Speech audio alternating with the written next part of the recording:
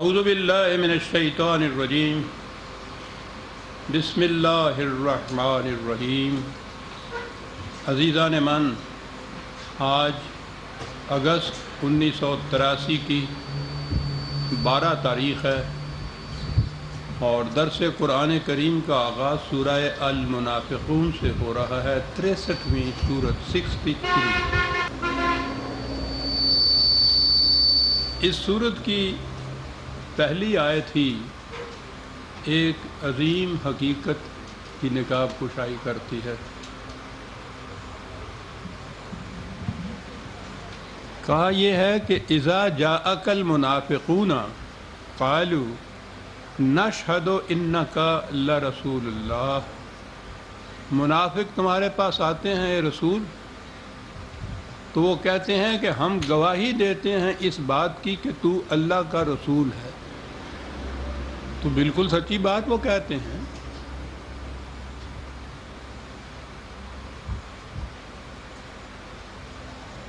اس سے بڑی سچی بات اور کیا ہوگی کہ وہ حضور سے آگے کہتے ہیں نشہد، ہم اس کی گواہی دیتے ہیں، تسلیم کرتے ہیں کہ تو اللہ کا رسول ہے۔ تو یہی بات سچے تھی اور سچے ہونے میں اس میں شبہ ہی نہیں تھا۔ اس پہ اور زیادہ اس کی تائید کی کہ واللہ یعلم انک لرسولہ، خدا بھی یہ جانتا ہے کہ تو اس کا رسول ہے۔ تو گویا ایک ایسی چیز ہے جس کی تائید خود خدا کر رہا ہے، وہ اس کی گواہی دے رہے ہیں، بات بالکل سچی ہے، کسی قسم کا شبہ نہیں۔ لیکن کہا ہے کہ واللہ یشہد ان المنافقین لکاذبون، لیکن خدا اس کی شہادت دیتا ہے کہ یہ جھوٹے ہیں۔ اتنی اہم سچی بات وہ کہہ رہے ہیں، ایسی سچی کہ جس کے سچ ہونے کی شہادت خدا خود دے رہا ہے، شہادت دیتا ہے کہ یہ جھوٹے ہیں۔ سچی بات کہی جا رہی ہے اور کہا جا رہا ہے کہ یہ جھوٹے ہیں۔ میں نے عرض کیا تھا کہ یہ ایک عظیم حقیقت ہے کہ سچی بات کہنے والا بھی جھوٹا ہوتا ہے۔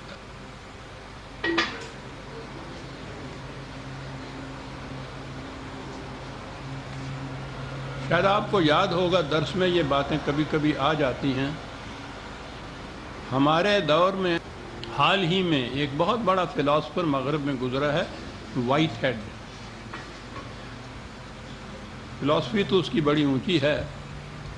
اس کی خصوصیت یہ ہے کہ وہ جسے انگریزی میں کہتے ہیں ڈیفائن کرتا ہے چیزوں کو، تعریف کرتا ہے۔ جسے تعریف ہمارے ہاں یہ ایک اصطلاحی لفظ ہے، اس کے معنی یہ پریز کے نہیں ہوتے، بلکہ ڈیفائن کرنا جسے کہتے ہیں کہ وہ متعین کر دینا ہے ایک چیز کو، وہ اس کی بڑی خصوصیت ہے۔ اور اس کا تو بلکہ دعویٰ یہ تھا کہ اگر کسی پرابلم کو ڈیفائن کر دیا جائے تو آدھا مسئلہ اسی میں حل ہو جاتا ہے۔ بڑی صحیح بات وہ کہتا ہے۔ آپ کے ہاں یہ مسائل حل اس لیے نہیں ہو رہا ہے کہ کوئی ڈیفائن نہیں کرتا۔ نظریہ پاکستان ہے جس کے اوپر پاکستان کی بنیاد رکھی گئی، 25 سال سے، کسی نے 35 سال سے، کسی نے ڈیفائن نہیں کیا کہ یہ نظریہ ہے کیا۔ اسلامی نظام، اسلامی شریعت، اسلامی قانون، کسی نے ڈیفائن نہیں کیا کہ اسلامی ہوتا کیا ہے۔ یہ سارے الجھاؤ پیچیدگیاں، بحثیں، نزاعات ساری اس لیے ہیں کہ ڈیفائن نہیں کیا گیا۔ بہرحال یہ اس کے فلسفہ کی خصوصیت ہے کہ وہ کرتا یہ ہے، اس نے ٹروتھ، سچائی کی ڈیفینیشن یہ دی ہے، کنفارمیشن آف اپیئرنس ٹو ریئلٹی۔ جو حقیقت میں چیز ہے، جو کچھ ظاہر کی جا رہی ہے، اور اگر ان دونوں میں ہم آہنگی ہے تو اسے سچ کہیں گے۔ اس ڈیفینیشن پہ بہت تعریف ہوئی تھی کہ مسئلہ حل کر دیا۔ کسی نے یہ نہیں بتایا اسے کہ یہ بات آج جو آپ نے کہی ہے، یہ 1400 سال پیشتر عرب کی سرزمین میں پیدا ہونے والے ایک امی کی زبان سے کہی گئی تھی کہ منافق کہہ رہے ہیں کہ تو اللہ کا رسول ہے، خدا شہادت دیتا ہے کہ تو واقعی رسول ہے، لیکن وہ کہہ رہا ہے کہ یہ جھوٹے ہیں۔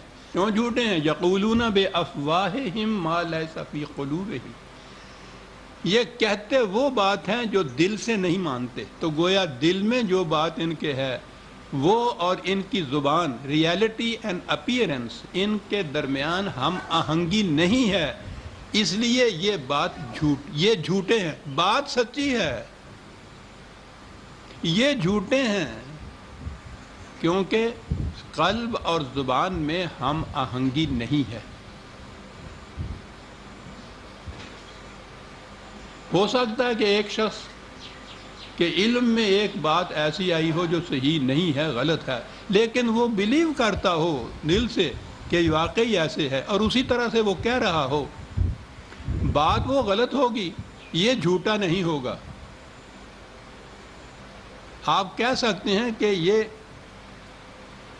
اس کو آپ یہ بھی نہیں کہہ سکتے کہ یہ غلط بیانی سے کام لے رہا ہے. دل اور زبان ہم آہنگ ہے، بات جھوٹی ہے، یہ سچا ہے. اس کے برعکس ان کا دل اور زبان ہم آہنگ نہیں ہے، بات سچی ہے، یہ جھوٹے ہیں. ٹروتھ کی یا جھوٹ کی ڈیفینیشن اس انداز سے 1300 سال 1400 سال پہلے اس دور کا کوئی انسانی فکر یہ بات کہہ نہیں سکتا تھا. یقیناً یہ فکر انسانی سے مافوق سرچشمہ علم تھا جہاں سے یہ بات کہی گئی کہ بات 52 تولے سچی ہے. خدا شہادت دیتا ہے کہ یہ سچی بات کہہ رہے ہیں، لیکن یہ جھوٹے ہیں کیونکہ دل اور زبان میں ہم آہنگی نہیں ہے. اسی لیے اقبال نے کہا تھا کہ 1000 خوف ہو لیکن زباں ہو دل کی رفیق، یہی رہا ہے ازل سے قلندروں کا طریق. 1000 خوف ہو لیکن زباں ہو دل کی رفیق، دل اور زبان کے اندر رفاقت ہو، پھر وہ بات سچی ہوتی ہے. یہ نہ ہو تو سچی بات کہنے والا بھی جھوٹا ہوتا ہے.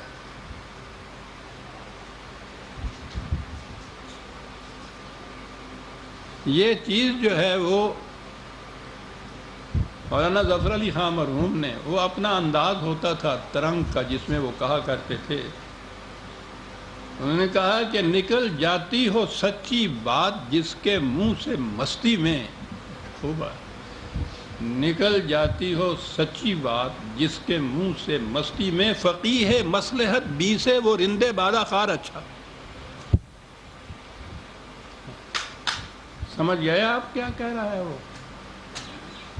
فقیہ مصلحت بی سے وہ رندے بادہ خار اچھا، نکل جاتی ہو سچی بات جس کے منہ سے مستی میں.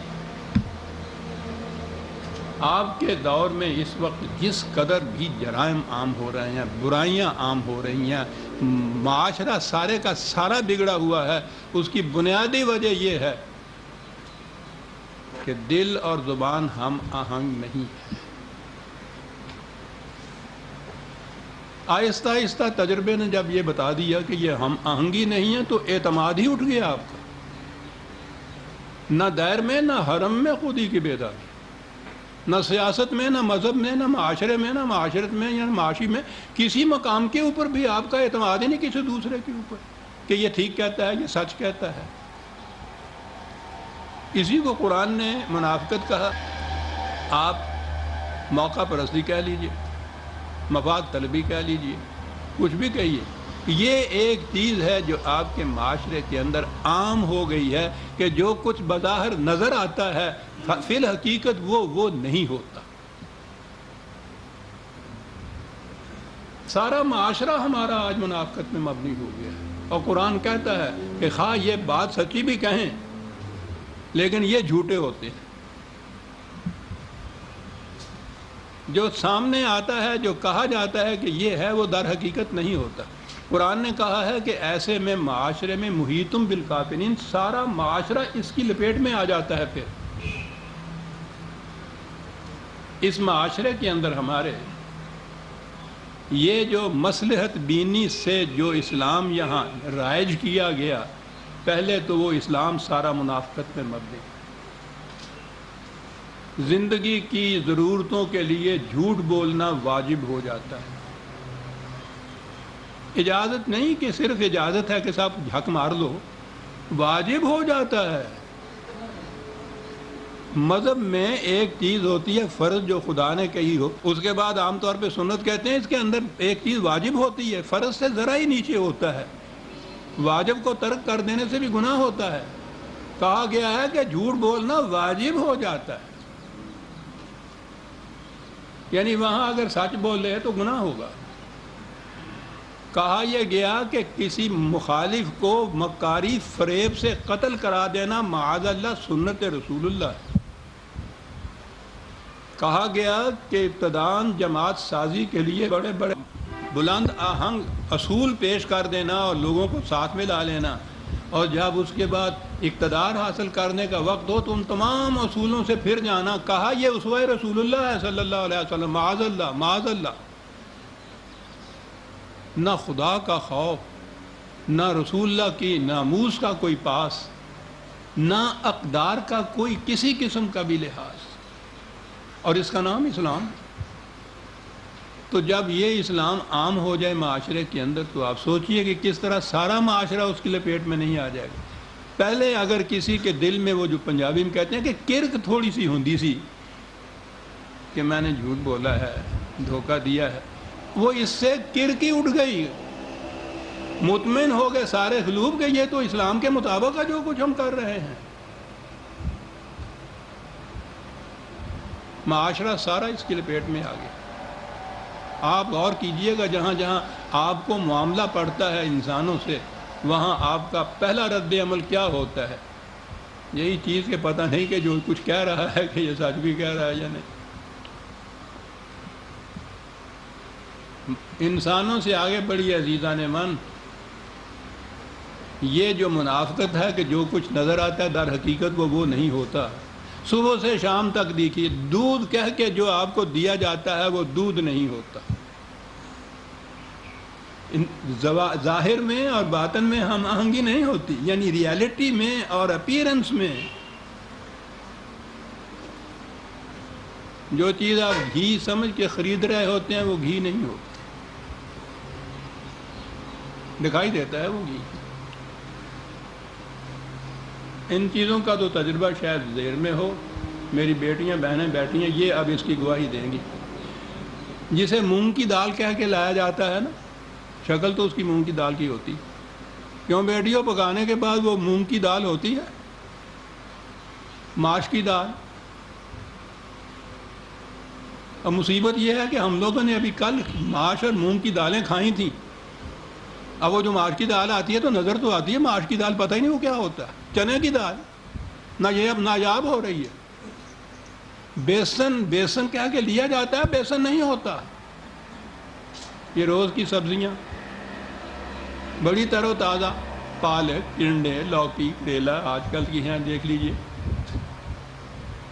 ان میں سے کوئی سبزی پکائیے اس کا ذائقہ وہ نہیں ہوتا جو اس سبزی کا ہوتا تھا جو اس سے پہلے پکتی تھی۔ روز کا یہ ہمارا قصہ ہے، صبح و شام کا۔ انسانوں میں ہی منافقت نہیں، ان اشیاء کے اندر منافقت آ گئی۔ پھل آج کل آم ذرا دیکھیے تو صحیح، یہاں کا آم دنیا بھر میں مشہور تھا، اتنی ورائٹی، اتنی عمدہ چیز تھی موسم میں۔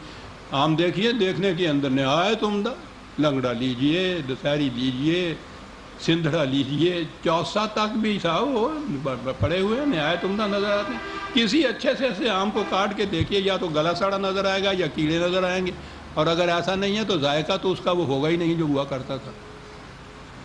حقیقت اور اپیرنس کے اندر کوئی ہم آہنگی نہیں ہے۔ انسان تو ہمارے ہاں کی تو اشیاء منافق ہو گئی ہیں، اور یہ خدا کا عذاب ہوتا ہے قوموں کے اوپر کہ جب انہیں اس معاشرے میں زندگی بسر کرنی پڑے کہ حکیم صاحب نے کہا ہے کہ اس کو ماش کی دال کا، مونگ کی دال کا شوربہ دیجیے، اور جو آپ دیں وہ مونگ کی دال نہ ہو۔ یہ ابتدائی چیز، پہلی چیز قرآن نے یہاں کہی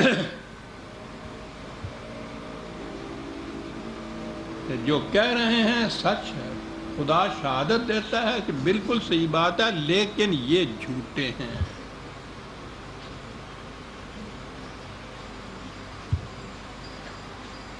یہ بات اس زمانے کے منافقین ہی کی نہیں کہی جا رہی، یہ ایک ابدی حقیقت ہے جسے بیان کیا جا رہا ہے کہ سچ وہ ہے جس میں دل اور زبان، جس میں اپیرنس اور ریالٹی، جس میں باطن اور ظہور دونوں اہم آہنگ ہوں تو وہ سچ ہے، کہنے والا سچا ہے۔ اگر یہ نہیں ہے تو خواہ بات سچی ہو، کہنے والا منافق ہے۔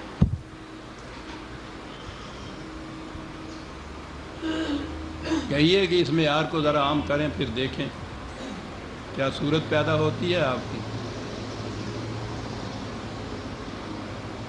کتنی چنے کی دالیں دھلنے کے بعد ارہر کی نظر آتی ہیں، وہ چہروں پہ سے نقاب اٹھ جائیں اگر معیار یہ رکھ لیا جائے۔ لیکن جب میں نے عرض کیا ہے کہ اس چیز کو اسلام بنا دیا جائے کہ ضرورت کے بعد جھوٹ بولنا جائز ہے، تو اب منافقت اسے کہا ہی نہیں جائے گا، اس کو ایک نظریے کے طور پہ پیش کر، اس نظریے کو اسلامی کہہ کے پکارا چلا گیا۔ تو اب پھر اور کہاں جائے انسان جب اسلام یہ معاذ اللہ تعلیم دیتا ہو؟ تو پھر کفر کے لیے ضرورت ہی نہیں ہے کہیں جانے کے لیے۔ ان المنافقون لکاذبون، کیا بات شدت سے کہی ہے قرآن نے، بالکل یقینی بات ہے۔ اتخذوا ایمانہم جنۃ فصدوا عن سبیل اللہ، کہتے ہی نہیں ہے، قسمیں کھا کھا کے کہتے ہیں کہ یار بالکل ٹھیک ہے جو میں کہہ رہا ہوں۔ اپنی قسم کو یہ ڈھال بناتے ہیں اپنی منافقت کو چھپانے کے لیے۔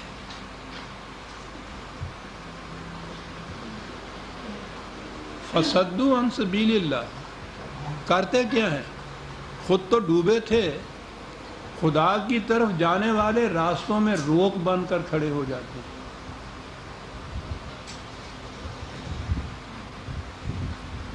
کوئی اگر راست باز رہنا بھی چاہے، کوئی اگر فریب کاری نہ بھی کرنا چاہے، صحیح راستے پہ چلنا بھی چاہے، تو راستے میں اگر کہہ دیا جائے کہ نہیں میاں یہ جو فریب کاری اس قسم کی تم کہتے ہو فریب کاری نہیں ہے، یہ اسلام ہے، بالکل اسلام کے مطابق ہے، سنت رسول اللہ معاذ اللہ بالکل ایسی ہے، تو وہ پھر رکے گا ہی نہیں۔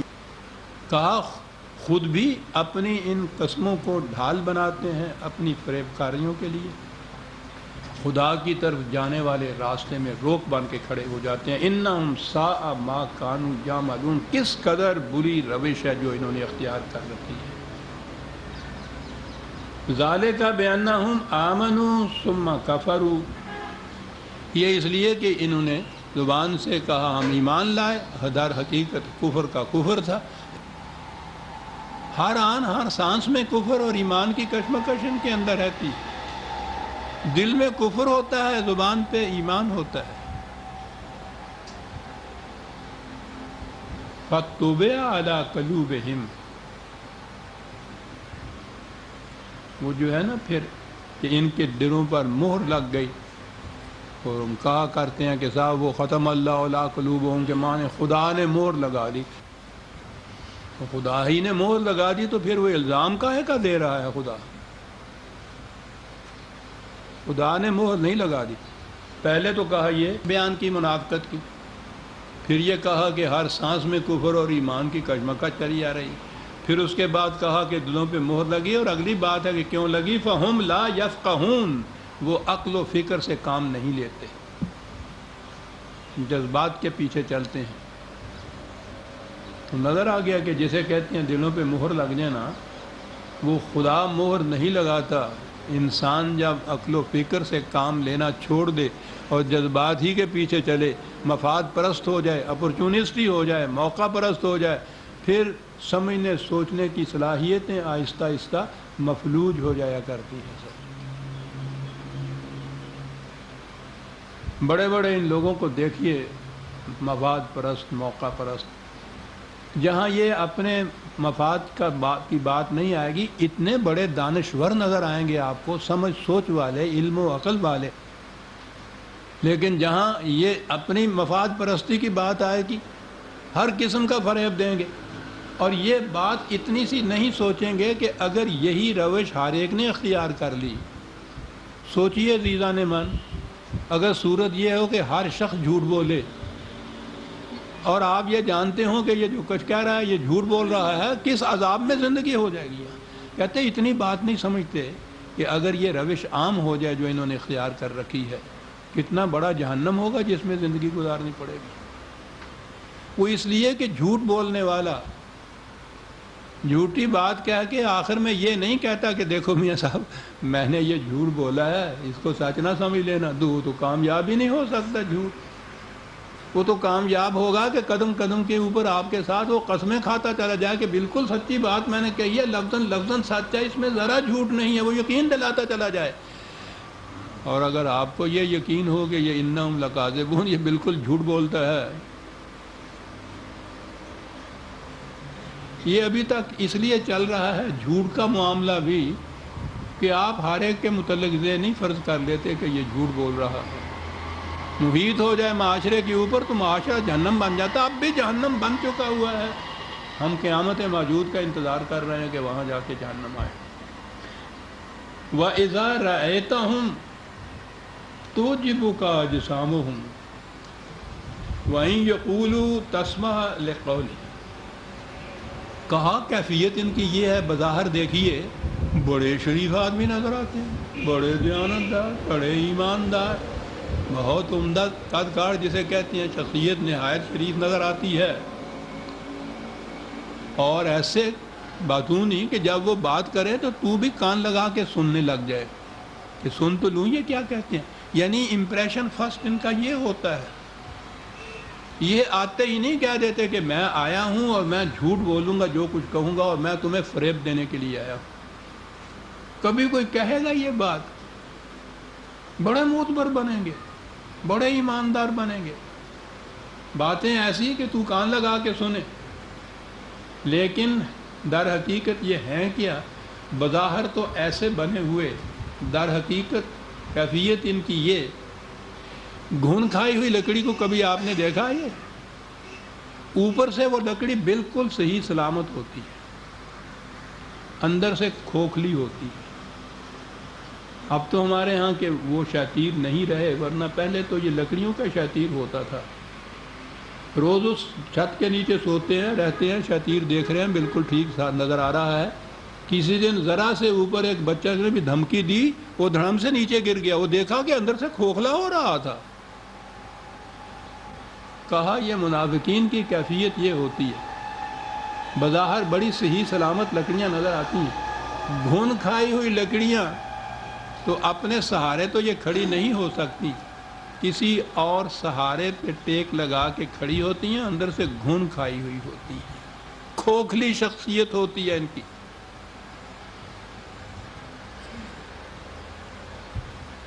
اس قدر مسند عجیب شخص چیز کہی ہے قرآن نے، سہارا لیے ہوئے یہ کھڑی رہتی ہیں کسی نہ کسی چیز کا، اپنی شخصیت کا سہارا نہیں، وہ تو گھن کھائی ہوئی ہوتی ہے، اور سہارے ہوتے ہیں جن کے آسرے یہ کھڑے ہوتے ہیں اور دھوکہ دے سکتے ہیں۔ کیفیت ان کی یہ ہوتی ہے، بڑی عجیب بات کہی۔ منافق سب سے زیادہ بزدل ہوتا ہے، اول تو اس بات کے اوپر ہر وقت دھڑکا لگا رہتا ہے کہ جو بات جھوٹ بول گیا ہوں، فریب دے گیا ہوں، وہ کہیں بات کھل نہ جائے، یہی چیز۔ اور جھوٹ کے اوپر، فریب کے اوپر جو کچھ بنایا ہوا ہوگا اس کو فیس کرنے کی جرت نہیں اس کے اندر ہوتی، بڑا بزدل ہوتا ہے۔ یہی بات ہے اگلی بات قرآن نے کہی، بزدلی کی یہ کیفیت، یحسبون کل صیحۃ علیہم، کیفیت یہ ہے کہ کہیں ذرا پتہ کھڑکا اور انہوں نے کہا کہ آئی موت ہماری۔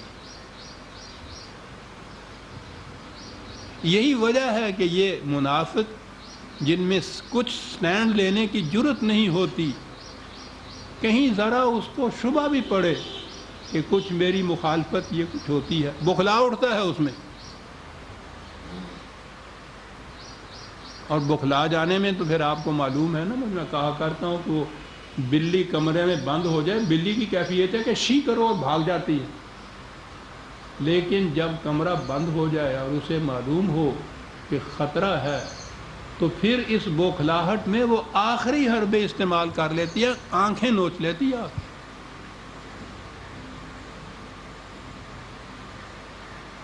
یہ ہوتا ہے یحسبون کل صیحۃ علیہم، بزدلی کا یہ عالم. ہم العدو، جماعت مومنین سے کہا کہ ان کی ظاہرداری پہ نہ جانا، سخت دشمن ہیں. فاحذرہم، بڑی احتیاط برتو ان کو. قاتلہم اللہ، اب ان کی طرف آئے ستیہ ناس ان کا، جیسے ہم اپنے ہاں یہ کہتے ہیں نا، خدا سمجھیں. ان سے محاورہ ہوتا ہے، یہ عربی زبان کا محاورہ ہوتا ہے. خدا ان کو تباہ کرے، خدا سمجھیں ان کو. ستیہ ناس ان کا، انا یؤفکون، سمجھ سوچ کی صلاحیتیں رکھنے کے باوجود یہ کدھر بہہ کے جا رہے ہیں. یہ روش تو تباہی کی روش ہے. خود بھی تباہ ہوں گے، معاشرے کو بھی تباہ کریں گے. کدھر بہہ کے چلے جا رہے ہیں. وَإِذَا قِيلَ لَهُمْ تَعَالَوْا يَسْتَغْفِرْ لَكُمْ رَسُولُ اللَّهِ لَوَّوْا رُءُوسَهُمْ وَرَأَيْتَهُمْ يَصُدُّونَ وَهُمْ مُسْتَكْبِرُونَ. ان سے اگر کہا جائے، یہاں آیا استغفار کہ آؤ رسول کی طرف، وہ تمہارے لیے استغفار کرے. تو استغفار تو ہمارے ہاں بخشش کے معنی میں آتا ہے نا، مغفرت ہی اس معنی میں آتی ہے کہ تمہارے لیے بخشش کی دعا کرے رسول. اور وہ سر پھیر کے چل دیتے ہیں، خود بھی چل دیتے ہیں، دوسروں کو بھی روکتے ہیں کہ ادھر نہ جانا. بڑے تکبر کے لہجے میں یہ کرتے ہیں. تو یہ کیا بات تھی کہ وہ تمہارے لیے بخشش کی مغفرت کی دعا کرے. آؤ، کیا حرج تھا؟ رسول نہیں کچھ کرنا تھا نا، اس ماں بھی منافقت برت. یہ جو اصطلاحیں ہیں قرآن کی عزیزان من، استغفار، مغفرت وغیرہ، بار بار آ چکی ہیں درس کے اندر، آپ کو معلوم ہے. استغفار کے معنی ہوتے ہیں غلط روش پہ چلنے والا جب اپنی غلطی کا احساس کر لے تو وہ پھر کھڑا ہو جاتا ہے اس مقام پہ، آگے نہیں بڑھتا. لیکن اتنی سی چیز تو کافی نہیں ہوتی، پھر وہ پیچھے پلٹتا ہے. جس غلط راستے پہ چلتا آ رہا تھا اسے چھوڑ کر صحیح راستے پہ چلنا شروع کر دیتا ہے.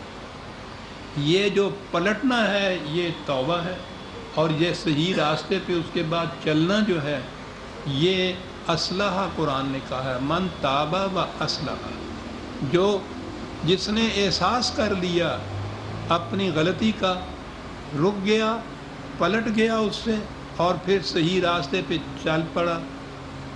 کہا کہ اس سے وہ غلط راستے پہ چلنے سے جو نقصان اس کا ہوا تھا اس کا ازالہ ہو جاتا ہے صحیح راستے پر چلنے سے. یہ جو ہے نا کسی کے متعلق یہ کہنا کہ آؤ بھائی یہ صحیح راستہ ہے، میں تمہیں بتاتا ہوں، اس کے اوپر چلو، اس کے نقصانات سے جو اس کا ازالہ ہوتا ہے، اس کی حفاظت ہوتی ہے، اسے مغفرت کہتے ہیں. وہ مغفرت اپنے لیے خود کرتا ہے. یہ جسے ہم کہتے ہیں دوسرے کے لیے، وہ اتنی سی بات ہوتی ہے کہ اس کی رہنمائی کی جاتی ہے صحیح راستے کی طرف. اس کے لیے چاہا جاتا ہے کہ وہ اپنے نقصانات سے محفوظ رہ جائے. محفوظ اسی نے خود رہنا ہوتا ہے، چلنا اسی نے ہوتا ہے. اب اس کا نام ہوا ہمارے ہاں استغفار. اس استغفار کے لیے طریق کیا ہے؟ صبح اٹھے استغفر اللہ ربی من کل ذنب واتوب الیہ، استغفر اللہ ربی من کل ذنب واتوب الیہ. تسبیح رکھی ہوئی ہے، ڈھیر لگا ہوا ہے، دانے پہ دانہ چل رہا ہے، استغفر اللہ کا. یہ استغفار ہو گیا. اور اس سے بھی آگے بڑھے، خود اتنا بھی نہیں کرنا. حضرت صاحب کے پاس تشریف لے جا رہے ہیں، حضرت صاحب میری مغفرت کے لیے دعا کیجیے. دعا کیجیے اللہ مجھے بخش دے صاحب، میرے گناہوں کی بخشش کے لیے ان سے دعا موقع ہے. اور اس کا نام ہے استغفار. قرآن نے تو ایک ہی اصول بتایا تھا، ان الحسنات یذھبن السیئات۔ یاد رکھو غلطیاں ہو گئی ہیں، کچھ نقصانات اس سے ہو گئے ہیں، اس کے ازالے کی صورت یہ ہے کہ اس سے زیادہ بہتر کام کرو۔ کیا بات!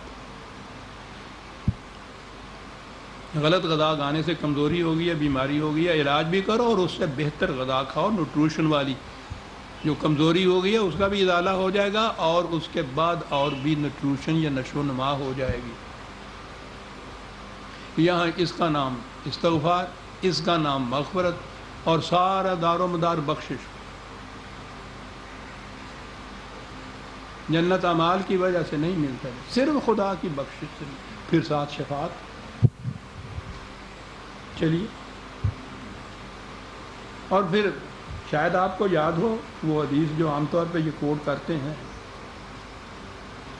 اور وہ حدیث یہ ہے، مسلم کی حدیث بیان یہ کرتے ہیں کہ اللہ تعالیٰ کہتا ہے کہ اگر اے قوم مومنین، اے قوم مسلمانوں، اگر تم نے گناہ نہ کیا تو خدا تمہیں اٹھا لے گا اور تمہاری جگہ ایک اور قوم لے آئے گا جو گناہ کرے گی تاکہ خدا کی بخشش ظہور میں آ جائے۔ سودا بیچنا نہ ہونے۔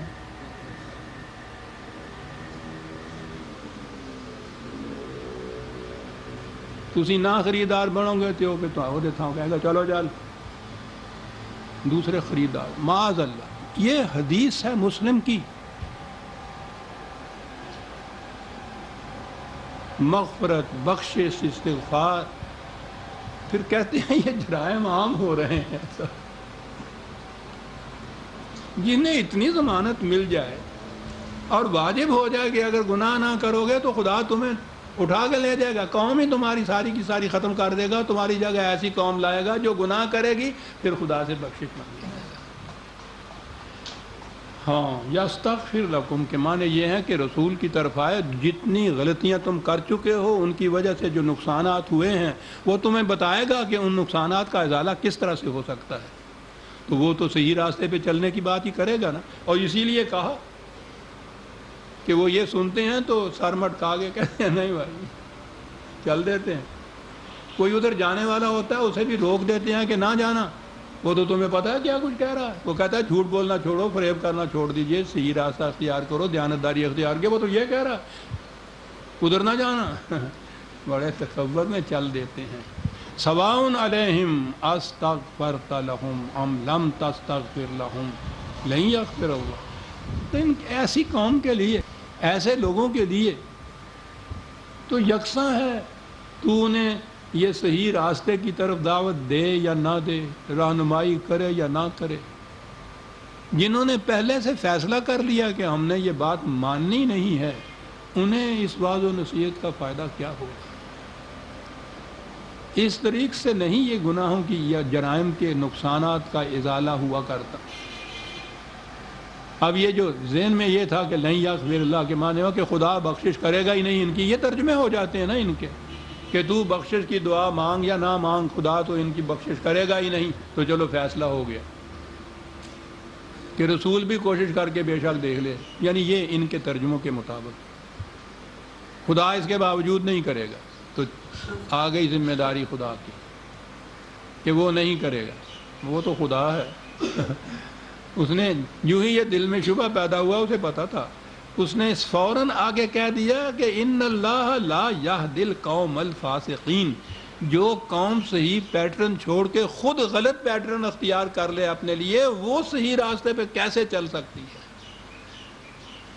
تو وہ جو تھے نا کہ جو خدا یہ نہیں کرے گا، اس کے بعد تو خود بتا دیا کہ کون لوگ ہیں جن کے لیے نہیں کرے گا۔ ہم الذین یقولون لا تنفقوا علی من عند رسول اللہ حتی ینفد۔ بڑے سخت مراحل میں سے گزرنا پڑا تھا صدر اول کی اس جماعت مومنین نبی اکرم صلی اللہ علیہ وسلم کو، بڑے ہی سخت مراحل جان گداز تھے۔ میں نے عرض کیا ہے نا کہ 7 سال کی مدت میں قریباً 82 بڑے بڑے جنگ اور جھڑپیں، اتنی مدت کے اندر، اتنی سی چھوٹی سی کمیونٹی کے اندر ضرورت تھی وہاں ان چیزوں کے تیاری کے لیے، استحکام کے لیے خرچ بھی کیا جائے۔ کہتے ہیں ان کی کیفیت یہ ہے، خود تو سوال ہی نہیں کہ اس کے لیے کچھ یہ دیں، دینے والوں کو بھی روکتے ہیں کہ مت دینا انہیں کچھ، یہ تمہارے خلاف خرچ کریں گے۔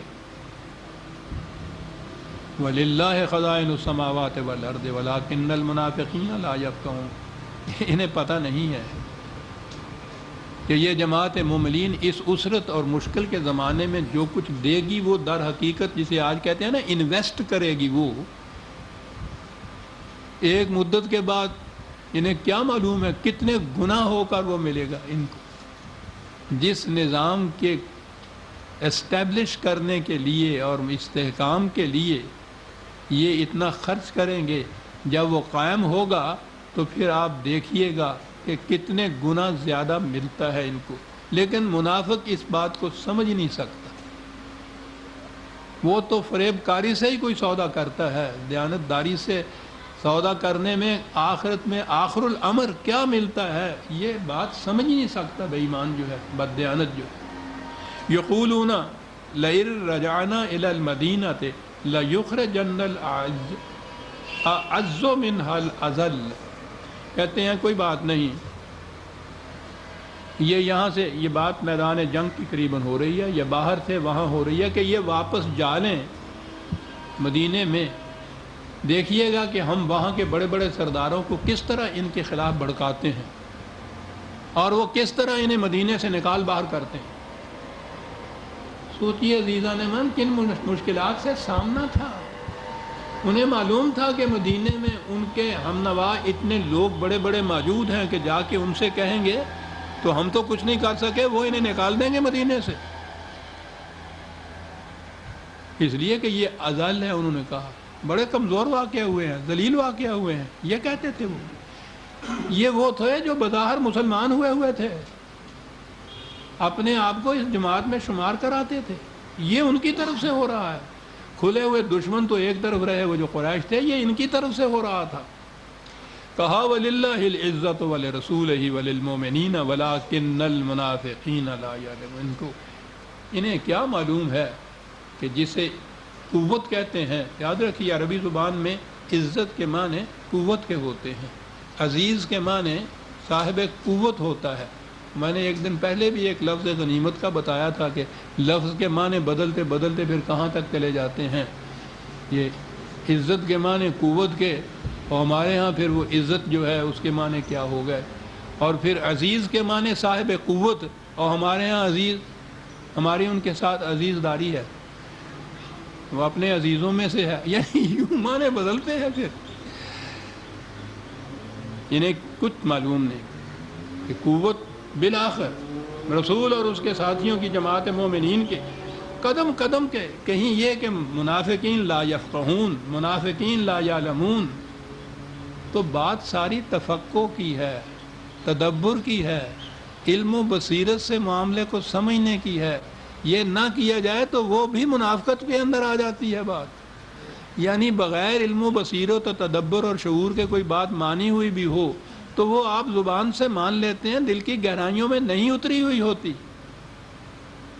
یہ غور و تدبر اس کے لیے ضروری ہے کسی بات کے ماننے کے لیے، اور یہی غور و تدبر ہے جو مذہب میں آپ کے اوپر حرام قرار دے دیا جاتا ہے۔ نتیجہ اس کا یہ ہے کہ ان کے ہاں یہ مذہب کے عقائد پہ سے بڑے سے بڑا شدت کے ساتھ بھی عقیدے رکھنے والے کو اور کہیے نا کہ آپ کیوں یہ مانتے ہیں، کیوں کا جواب نہیں ہوتا ان کے پاس۔ اور جو ایمان عقل و فکر کی بنیادوں پہ لایا جاتا ہے اس کا ٹیسٹ ہی یہ ہوتا ہے کہ وہ کیوں کا جواب دیتا ہے، اور خدا جو چیز منواتا ہے کیوں کا جواب دے کے منواتا ہے، لعلکم، تاکہ یہ بات ہو۔ تو تفقہ اور تدبر اور تعلم سے کام نہ لینا جو ہے قرآن منافقین کی روش بتاتا ہے۔ یا ایھا الذین آمنوا لا تلہکم اموالکم ولا اولادکم عن ذکر اللہ۔ یہ کہا یہ تو باہر کے دشمن ہیں، ان کے متعلق تو تم سے کہا کہ وہ کھلے ہوئے دشمن قریش، یہ ڈھال کے سپر کے پیچھے چھپے ہوئے دشمن منافقین، کہا ایک اور کیٹیگری بھی ہے۔ یاد رکھو مال و دولت کی ہوس اور بال بچوں کا غلط پیار تمہیں کہیں قوانین خداوندی سے غافل نہ کر دے۔ بڑی دکھتی ہوئی رگیں ہیں، مال و دولت کی ٹیمپٹیشن، کتنے جرائم اس کی وجہ سے ہوتے ہیں۔ اور اگلی بات یہ، وہ جو بال بچوں کے متعلق کچھ کرنے کی فکر، اپنے لیے تو وہ 2 وقت کی روٹی، اس کے لیے کتنا کچھ چاہیے کسی کو، بچوں کی پرورش کے لیے بھی چلیے کتنا نہیں، پھر اس مرنے کے بعد ان کے لیے کچھ چھوڑ کے بھی تو مرنا ہے نا ان کے لیے صاحب۔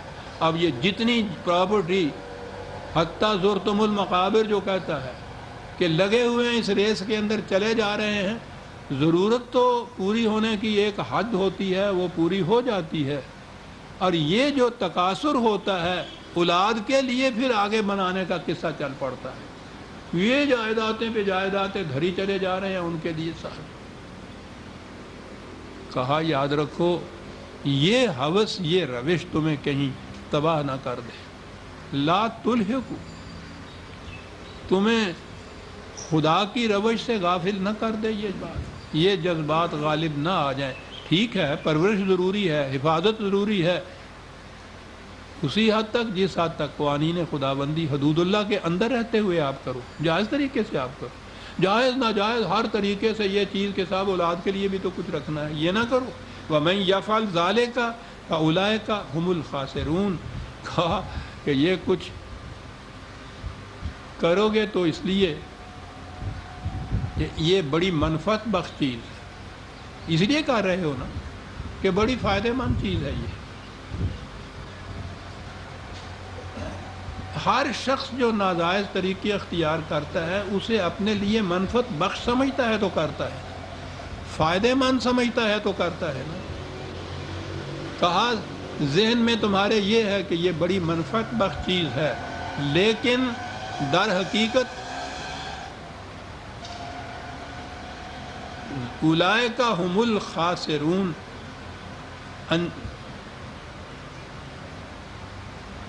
انجام کار دیکھو گے کہ یہی نقصان میں رہیں گے۔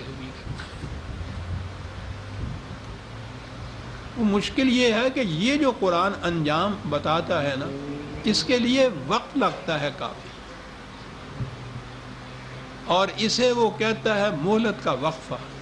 جہاں جہاں اس نے اپنا قانون مکافات اس کا ذکر کیا ہے کہ ہر غلط کام تباہ کن نتیجہ پیدا کرتا ہے، اس کے ساتھ ہی یہ کہا ہے کہ ہم فوراً پکڑ نہیں کرتے، فوراً گرفت نہیں ہوتی۔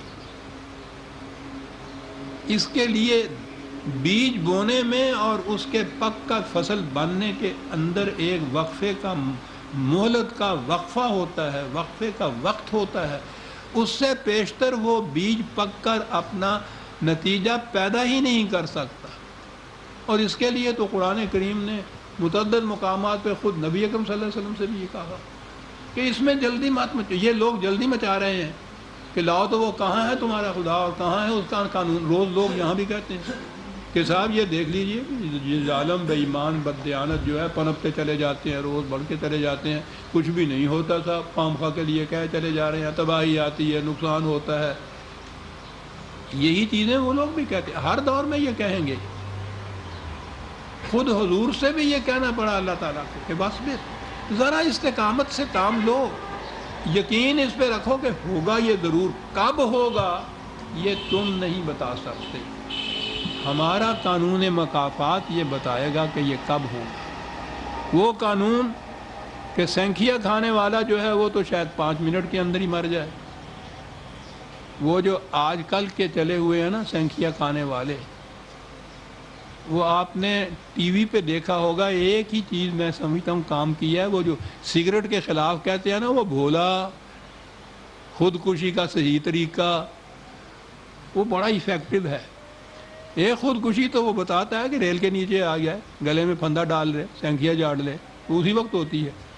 یہ جو ہے نا سگریٹ، اور پھر سگریٹ کی منافقت، یعنی بظاہر سگریٹ، بباطن اس میں افیم، چرس، ہیروئن کچھ ایسا کچھ کہلاتی ہے، وہ اس کے لیے ایک وقت لگتا ہے۔ موت اس کا بھی انجام ہوتا ہے، خودکشی یعنی کبھی موت نہیں، لیکن وقت لگتا ہے. اس لیے ہر غلط کام کے نتیجے میں، نتیجہ برآمد ہونے میں جو وقفہ ہوتا ہے اس کے لیے الگ الگ قانون ہوتا ہے. کس قسم کا وہ غلط کام ہے، کتنے وقت کے بعد نتیجہ نکلے گا. سینکھیا ہے فوراً نکل آئے گا. اس قسم کا سگریٹ ہے تو بھولے کے مرنے میں تھوڑا سا وقت لگتا ہے. معاشرے بھی اسی طرح تباہ ہوتے ہیں. قوم میں افراد کے، قرآن میں افراد کے ہلاکت کے متعلق بہت کم کہا گیا ہے. اصل میں تو قومیں تباہ ہوتی ہیں، معاشرہ تباہ ہوتا ہے، نظام تباہ ہوتا ہے، سسٹم تباہ ہوتا ہے، ملک، یہ سلطنتیں تباہ ہوتی ہیں.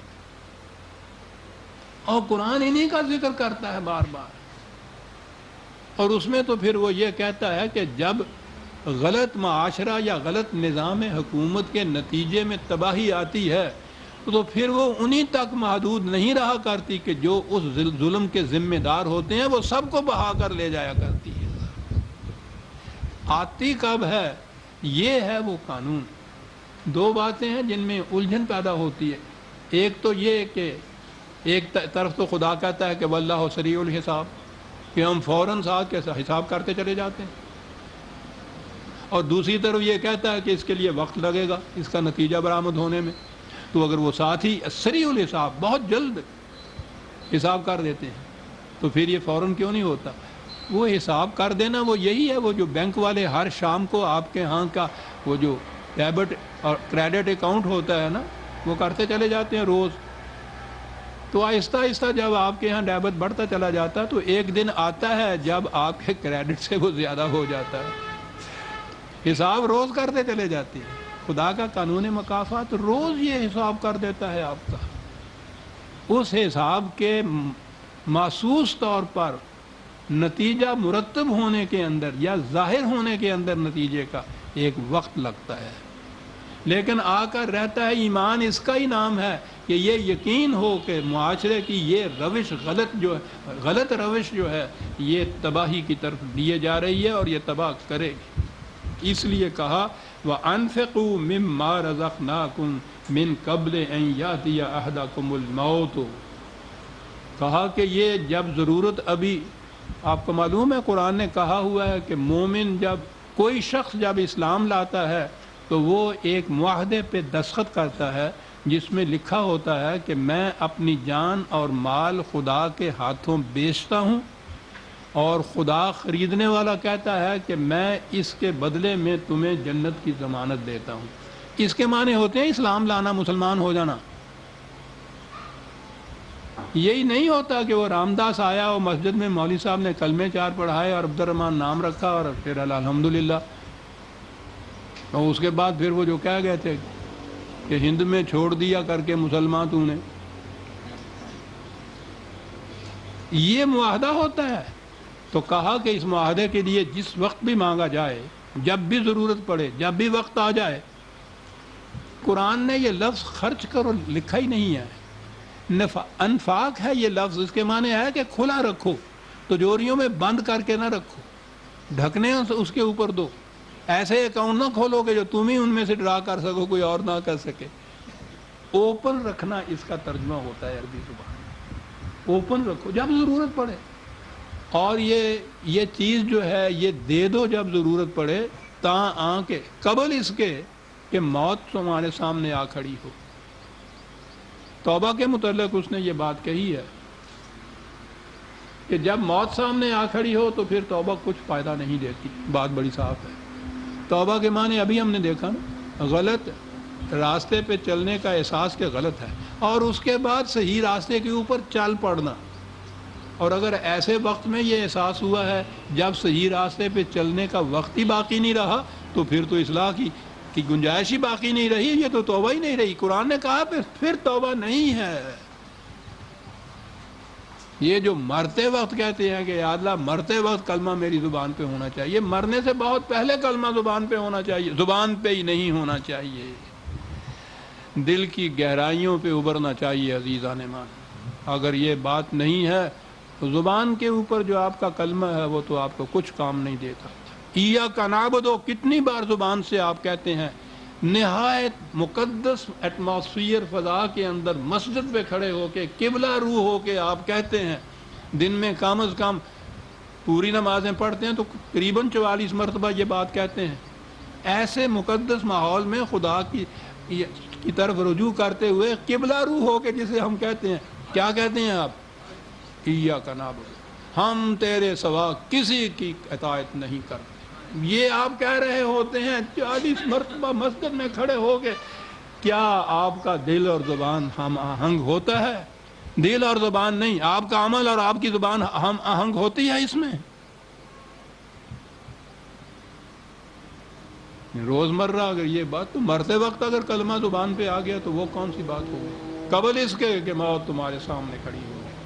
فَيَقُولَ رَبِّ لَوْلَا أَخَّرْتَنِي إِلَىٰ أَجَلٍ قَرِيبٍ فَأَصَّدَّقَ وَأَكُن مِّنَ الصَّالِحِينَ، تو اس وقت پھر تم یہ کہو گے کہ یا اللہ مجھے اگر کچھ مہلت دے دی جائے تو میں پھر دیکھیے کتنا نیک بن جاتا ہوں۔ اس نے کہا وَلَن يُؤَخِّرَ اللَّهُ نَفْسًا إِذَا جَاءَ أَجَلُهُ، جب کسی عمل کے نتیجے کے ظاہر ہونے کا وقت آ جاتا ہے تو پھر اسے پوسٹ پون نہیں کیا جاتا، پھر مؤخر نہیں کیا جاتا، پھر اس کے لیے مہلت نہیں دی جاتی۔ تو قبل اس کے کہ وہ موت سامنے کھڑی ہو جائے یہ کرو۔ اور بڑی چیز یہی ہے، دیکھیے کس انداز سے وہ بات کر کے موت کے متعلق بتایا نہیں کب آئے گی، تو وہ تو کسی آن آ سکتی ہے۔ تو جب یہ کہا کہ قبل اس کے کہ موت آ کھڑی ہو اس وقت یہ کرو، اس کے معنی یہ ہے کہ فوراً کرو۔ کیا پتہ ہے کہ اگلا سانس بھی نہ آئے تمہارے؟ تو موت کا پتہ نہیں کب آئے، اور موت آنے سے پہلے یہ کچھ کرو، تو اس کے معنی یہ ہے کہ جب احساس ہو گیا ہے غلط روش پہ چلنے کا، فوراً صحیح روش کے اوپر آ جاؤ۔ واللہ خبیر بما تعملون، خدا اسے نہیں دیکھتا کہ تم کہتے کیا ہو، خدا دیکھتا یہ ہے کہ تم کرتے کیا ہو۔ تو موت آنے سے پہلے یہ 1000 بار کہنے سے بات یہ نہیں، 1000 بار میں نے تو صرف نمازی کے لیے ہی کہا ہے ایاک نعبد، وہ کہتا ہے یہ آپ کا مؤذن کھڑا ہو کر مینارے کے اوپر ساری دنیا کے سامنے یہ اشہد ان لا الہ الا اللہ، شہادت دیتا ہوں میں، گواہی دیتا ہوں میں، اعلان کرتا ہوں میں کہ خدا کے سوا کوئی صاحب اقتدار نہیں، دنیا کے اندر کوئی حاکم نہیں بن سکتا، اعلان کر رہا ہوتا ہے۔ سوچو تو صحیح عزیزان من، وہ کہہ رہا ہوتا ہے، وہ سچی بات کہہ رہا ہوتا ہے، بات سچی کہہ رہا ہوتا ہے، لیکن وہ جھوٹا ہوتا ہے۔ یہ ہے جو آج سورہ منافقون نے ہمیں یہ بتایا۔ ہم تو قدم قدم کے اوپر، ہم تو قرآن کے معیار کے مطابق بات سچی کہنے والا بھی ہم میں سے جھوٹا ہے، کیونکہ قلب اور زبان کی ہم آہنگی نہیں ہے۔ سورہ المنافقون آج ختم ہو گئی، آئندہ درس میں ہم سورہ تغابن لیں گے، 64ویں سورت۔ ربنا تقبل منا انک انت السمیع العلیم۔